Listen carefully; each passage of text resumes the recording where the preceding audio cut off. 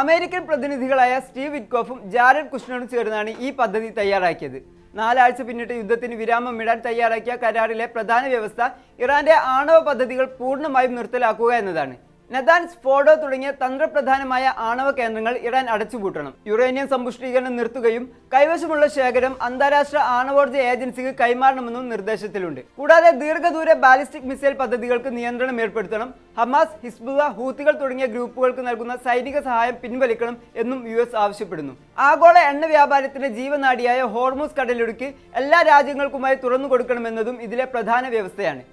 ഈ നിബന്ധനകൾ അംഗീകരിക്കുകയാണെങ്കിൽ ഇറാനെതിരായ എല്ലാ സാമ്പത്തിക ഉപരോധങ്ങളും നീക്കം ചെയ്യാമെന്നും സമാധാനപരമായ ആവശ്യങ്ങൾക്കുള്ള ആണവ ഊർജ്ജ പദ്ധതികൾക്ക് അമേരിക്ക സഹായം നൽകുമെന്നുമാണ് ട്രംപിന്റെ വാഗ്ദാനം. ചർച്ചകൾക്കായി 1 മാസത്തെ വെടിനിർത്തൽ പ്രഖ്യാപിക്കാൻ അമേരിക്ക തയ്യാറായേക്കും. ഈ 30 ദിവസത്തിനുള്ളിൽ ഇസ്രായേലും ഇറാനും ആക്രമണങ്ങൾ അവസാനിപ്പിക്കണം. ഇതിനിടയിൽ സമാധാന ഉടമ്പടിയിൽ അന്തിമ തീരുമാനമെടുക്കാനാണ് ട്രംപ് ലക്ഷ്യമിടുന്നത്.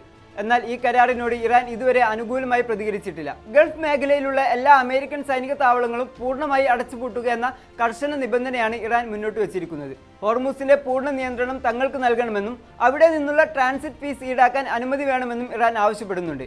ഇരുവിഭാഗവും വിട്ടുവീഴ്ചയില്ലാത്ത നിലപാടുകൾ തുടരുന്നത് പശ്ചിമേഷ്യയിലെ സാഹചര്യങ്ങൾ കൂടുതൽ സങ്കീർണമാക്കുകയാണ്. അതുകൊണ്ട് തന്നെ ഈ വെടിനിർത്തൽ കരാർ പ്രായോഗികമാകുമോ എന്നത് ലോകം ഉറ്റുനോക്കുകയാണ്.